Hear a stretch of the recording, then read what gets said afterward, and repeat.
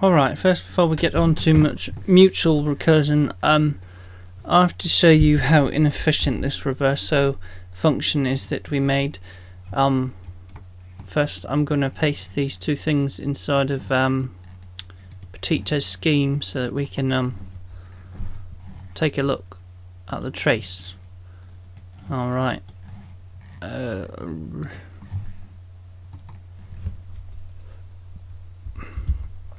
Alright, now let's trace reverse. Reverso. Alright, now look. Reverso A, B, C, D, E.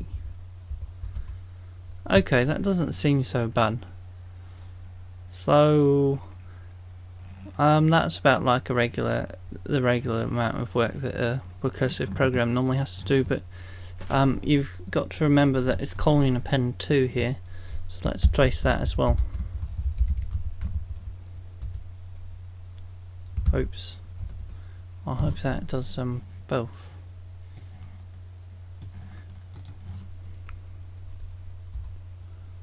Now look at that.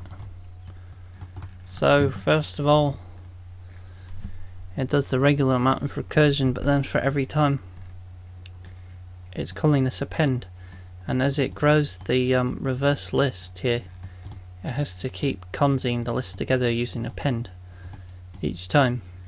And so you see you have to do that's like 4 times the amount of work.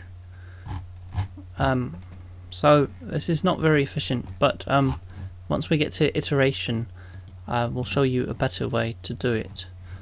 Okay, now for mutual recursion, what is that? That is where one function or one procedure is calling another procedure, which is calling itself. So like a real simple example would be like ping pong. Define ping lambda. Well, it doesn't do anything. We'll have it display ping /n. Now with the /n there, that means new line, I hope. Okay, and then it will run pong. And then we'll define pong lambda display pong, and then we'll have that one run ping. So what is this going to do? Let's run it and find out. Hopefully Dr. Scheme will be able to handle this and won't crash on us. Ping. There we go. So it's doing this infinitely. I think this thing might realise it's an infinite loop, but we'll hit this stop button. Alright, so it just keeps doing ping pong. Look at all that. It would have just kept going forever. Well, that's actually pretty slow print job there. I don't know why it's rather slow. Alright, but let's do something useful that's you know, besides just hanging the computer up. We'll define we'll define the predicates odd and even. Alright. But there's already some called odd and even. See, like odd 7. Oops, no, odd ?7. Right, okay, so we're gonna have to call it something else, like let's just call it odd without the question mark, even though that's not that. For a predicate you ought to always have a question mark. Okay, well we'll just call it my odd then, with a question mark, and that will make everybody happy. Except for me, because I hate putting my in front of my functions. Even though I guess they are mine. Alright, lambda.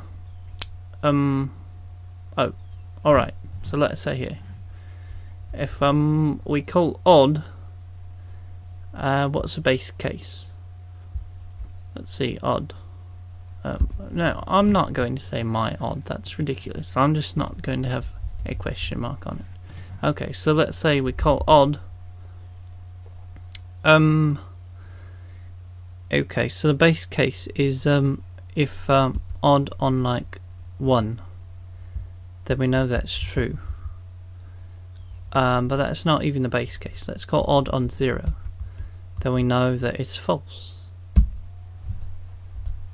Okay. Because odd 0 is actually even.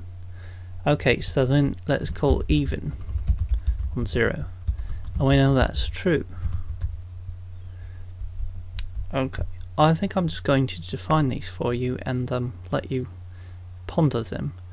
Okay, so we'll do lambda, define odd, lambda x, n. Okay, so let's do the base case. If 0, n, then we'll do false. Okay, now let's up here, let's define even using the base case. Even lambda n, if 0 n, then then true. Okay, so we've got these two things here. Let's scoot that down a bit. I'll scoot back up later.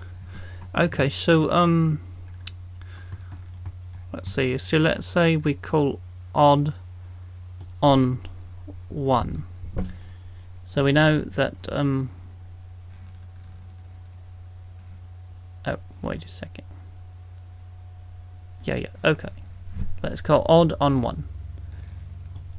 Then odd, there it is. Odd on 1.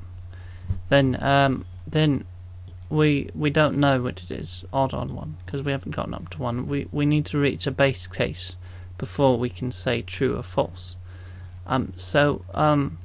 What we can do is call even on the 1 minus, because if a number is odd, then let's say n, if n is odd, then n minus 1 is even. Okay, so we can use that here. So if it is not odd, then n minus 1 is not even.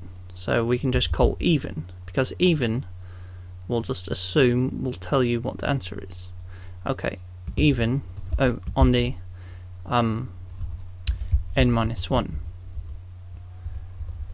Okay, and even, if n is even, then n minus 1 is odd. Okay, so let's do that here. So let's try calling odd on n minus 1.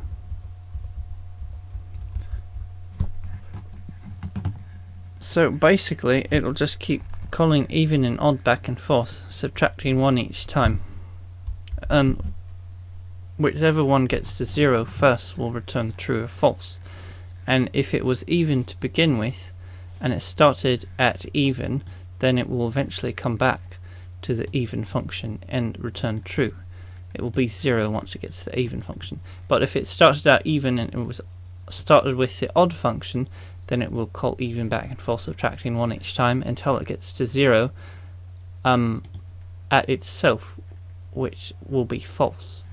Okay, but if it starts out odd, it goes back and forth like this, and you start from the odd function going back and forth, then it will end on even, which will be true, and vice versa with even.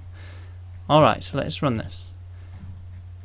I admit this is a bit difficult to understand, as you might be able to tell from my perhaps inability to communicate clearly over the functioning of these functions. Alright, so let's do even 3. False. Oh, that's good. Even 4. True. Alright, now let's paste these inside of Petitje's scheme. And we'll trace even and odd. Trace even, trace odd. Alright, then we'll run even 4. See, it calls even 4, odd 3, even 2, odd 1, even 0, true. Call even 5. Oh, there we go. Just going back and forth. Now, if you think about this, you'll be able to understand it. It's fairly simple. Of course, there's lots more complex things